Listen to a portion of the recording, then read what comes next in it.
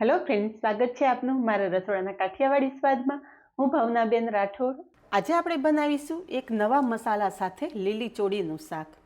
Friends, regular બનતા શાકને આજે એક અલગ ટચ આપેલો છે. એક વખત તમે જો આ રીતે શાક બનાવી લીધું ને તો આંગળા ચાટતા રહી જાવ ને, એટલું મસ્ત આ શાકનો ટેસ્ટ આવે છે.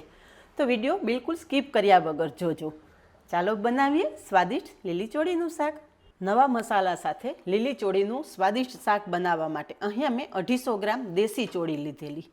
ફ્રેન્ડ્સ, ચોળી છે ને બે પ્રકારની આવે છે. એક હાઇબ્રિડ જે મોટી સાઇઝમાં આવે છે અને એક દેશી ચોળી. દેશી ચોળી આ રીતે પાતળી સીંગોમાં હોય છે. અહીંયા જુઓ કે એકદમ કૂણી ચોળી છે. બને ત્યાં સુધી આ રીતે કૂણી લેવાની. તો ચોળીને આ રીતે ધોઈ અને મીડિયમ સાઇઝમાં મેં સમારી લીધી છે. કોઈ પાકી સીંગો હોય ને તો આ રીતે આપણે ચોળીના બીજ અલગ કરી લેવાના. ચોળીનો ઉપરના ભાગનો ઉપયોગ નહીં કરવાનો. આ રીતે ચોળીના બીયા જ ખાલી કાઢી લેવાના. તો સમારેલી ચોળી સાઈડ પર રાખી દઈશું અને શાકમાં ઉમેરવા માટે એક સ્પેશિયલ મસાલો બનાવી લઈશું. તો અહીંયા મેં એક મિક્સર જાર લીધેલો છે. મિક્સર જારમાં 15 થી 20 સિંગદાણા ઉમેરશું. એની સાથે 2 ચમચી જેટલી બેસન સેવ પણ ઉમેરી દઈશું. 8 થી 10 લસણની કળી ઉમેરી દઈશું. તમે લસણ ના ખાતા હોય તો સ્કીપ કરી દેવાનું. અત્યારે સિઝન છે એટલે આંબા હળદર અને પીળી હળદર બંને આવે છે અને આ બંને હળદરના ફાયદા તમે જાણો જ છો. તો આ બંને હળદર પણ અત્યારે આપણે ઉમેરી દઈશું. એક લીલું મરચું, બધું જ સરસ પીસી લેશું. અહીંયા મસાલો પીસી લીધો છે અને ફ્રેન્ડ્સ, થોડી હળદર ઉમેરવાથી મસાલાનો કલર કેટલો મસ્ત આવેલો છે. તમારી પાસે આ રીતે લીલી હળદર કે આંબા હળદર ના હોય ને તો તમે સ્કીપ કરી શકો છો. પણ અત્યારે સિઝન છે અને માર્કેટમાં ભરપૂર પ્રમાણમાં હળદર આવે છે, તો અત્યારે આપણે આ શાકમાં ઉમેરેલી છે. મસાલો એક બાઉલમાં કાઢી લેશું અને એ જ મિક્સર જારમાં આપણે ટમેટાની પ્યુરી કરી લેશું. અહીંયા એક મોટી સાઇઝનું ટમેટું લીધું છે. ફ્રેન્ડ્સ, લીલી ચોળીના શાકમાં ટમેટાનો ટેસ્ટ બહુ સરસ આવે છે, એટલે ટમેટું ખાસ ઉમેરવાનું.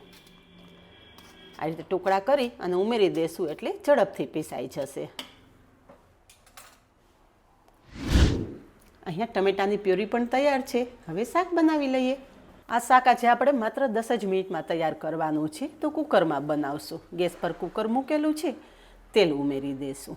તેલ ગરમ થતાં અડધી ચમચી રાઈ, અડધી ચમચી જીરું અને 15 થી 20 મેથી દાણા ઉમેરશું.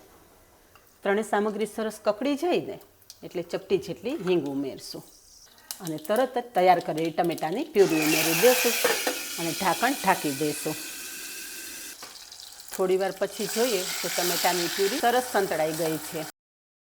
હવે ટમેટાની પ્યુરી સાથે જ જે આપણે પહેલાં મસાલો તૈયાર કરી રાખેલો છે ને એ મસાલો ઉમેરી દઈશું, જેથી જે સિંગદાણા આપણે કાચા લીધા છે ને એ તેલમાં સરસ સંતળાઈ જાય. આ ટાઈમે ગેસની ફ્લેમ એકદમ ધીમી રાખશું.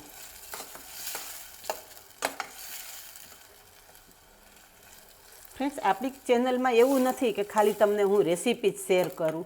એવી ઘણી બધી ટિપ્સ તમારી સાથે શેર કરતી હોઉં છું જે રસોઈ બનાવવામાં તમને ખૂબ જ ઉપયોગી રહે. હું દરેક રેસીપીમાં ટકોર કરું છું કે ગેસની ફ્લેમ ધીમી રાખો. ધીમા ગેસે રસોઈ કરશો ને એટલે ગેસની બચત તો થશે જ, પણ જે તમે રેસીપી બનાવશો ને એના બધા જ પોષક તત્વો પણ જળવાઈ રહેશે. અત્યારે આપણે મસાલા પણ કરી લેશું. તો 2 ચમચી લાલ મરચું પાવડર ઉમેરશું. લાલ મરચું પાવડર તમારા ટેસ્ટ મુજબ વધારે કે ઓછું કરી શકો છો. આપણે લીલી હળદરનો ઉપયોગ કરેલો છે એટલે સૂકી હળદર આપણે ઓછી ઉમેરશું. તો 1/4 ટીસ્પૂન જેટલી જ આપણે સૂકી હળદર ઉમેરશું. 1 ચમચી ધાણા જીરું પાવડર ઉમેરશું. સ્વાદ પ્રમાણે મીઠું.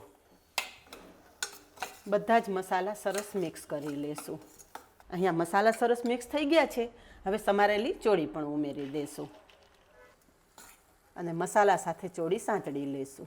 ફ્રેન્ડ્સ, ઘણી જગ્યાએ તમે જોયું હશે કે ચોળીનું શાક ફીકું હોય, એનો કલર પીળો હોય ને એવું શાક હોય છે. પણ આજે હું શાક બનાવવા માટે તમને પરફેક્ટ ટિપ્સ જણાવું છું. શાક ગમે ત્યારે બનાવો, મસાલા સાથે સરસ સાંતળી લેવાનું, તો જ તમારું શાકનો ટેસ્ટ આવશે. અને ખાસ ચોળી અને ગુવારનું શાક, આ બે શાક તો એવી વસ્તુ છે કે જેનો કલર તમે પ્રોપર મસાલા કરો ને તો જ આવે, નહીંતર ગુવાર અને ચોળીનું શાક બને પીળા જ રહે. અહીંયા એકાદી મિનિટ મસાલા સાથે ચોળી સરસ સાંતળી લીધા પછી તમે જુઓ કે ફ્રેન્ડ્સ, શાકમાં ઉમેરેલું તેલ છૂટું પડવા માંડ્યું છે. ચોળી મસાલા સાથે સરસ સંતળાઈ જાય ને પછી પાણી ઉમેરવાનું. અહીંયા પાણી ઉમેરું પછી તમને હું બતાવું. જુઓ ફ્રેન્ડ્સ, અત્યારે આપણે શાકમાં પાણી ઉમેર્યું ને તો તરત જ તેલ મસાલા ઉપર તરીને બહાર આવી ગયા. મસાલા સાથે તમારું શાક સરસ સંતળાયેલું હશે ને તો ઓછા તેલ મસાલામાં પણ તમારું શાક એકદમ સ્વાદિષ્ટ તૈયાર થશે. તો અત્યારે આપણે અડધા ગ્લાસ જેટલું પાણી ઉમેરેલું છે. ચોળીના શાકમાં તમારે કેટલો રસો જોઈએ ને એ પ્રમાણે પાણી ઉમેરવાનું. તો ફ્રેન્ડ્સ, અત્યારે જ તમે શાકનો દેખાવ જોઈ શકો છો કે એકદમ મસ્ત શાક તૈયાર થઈ જશે. હવે કુકરમાં માત્ર 2 જ સીટી કરવાની છે. ઘણા લોકો એવું કહેતા હોય છે કે કડાઈમાં શાક બનાવો ને તો જ શાક સ્વાદમાં મીઠું થાય. હું તમને કહું છું કે જો તમે મારી રીત પ્રમાણે કડાઈમાં બનાવશો કે કુકરમાં બનાવશો, તમારું શાક સ્વાદમાં મીઠું જ બનશે. પણ ધ્યાન થોડી બાબતનું રાખવાનું છે કે શાક જ્યારે બનાવો ને ત્યારે મસાલા સાથે એકદમ સાંતળી કમ્પ્લીટ તૈયાર થાય, તેલ છૂટું પડે એ પછી જ પાણી ઉમેરવાનું. તો અત્યારે આપણે પાણી ઉમેર્યું, તેલ બધું છૂટું પડી ગયું છે. હવે કુકરમાં આપણે માત્ર 2 જ સીટી કરવાની છે. મસાલા સાથે આપણે ઓછામાં ઓછું 30 થી 40% તો આપણે શાકને સાંતળી જ લીધું હોય છે. એટલે 2 સીટી કરશો ને તો 2 જ સીટીમાં તમારું શાક તૈયાર થઈ જશે. અને ગેસની ફ્લેમ એકદમ ધીમી રાખવાની. ફાસ્ટ ફ્લેમે ક્યારેય પણ શાક નહીં બનાવવાનું. કુકરમાં 2 સીટી થઈ ગઈ છે અને હવા પણ રિલીઝ થઈ ગઈ છે. ઢાંકણ ખોલીને જોઈએ તો અહીંયા તમે જોઈ શકો છો ફ્રેન્ડ્સ, એકદમ મસ્ત કલર સાથે આ શાક તૈયાર થયેલું છે. હવે આ શાકને થોડું વધારે ટેસ્ટી બનાવવા માટે અડધી ચમચી જેટલી ખાંડ ઉમેરશું અને અડધા લીંબુનો રસ ઉમેરશું.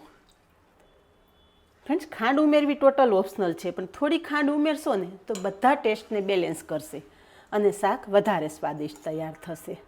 અહીંયા બધું મિક્સ કરતાં પણ તમે જોઈ શકો છો કે તેલ મસાલો એકદમ છૂટો જ રહે છે. અને ફ્રેન્ડ્સ, આ શાક કેટલું મસ્ત લચકા જેવું તૈયાર થયેલું છે.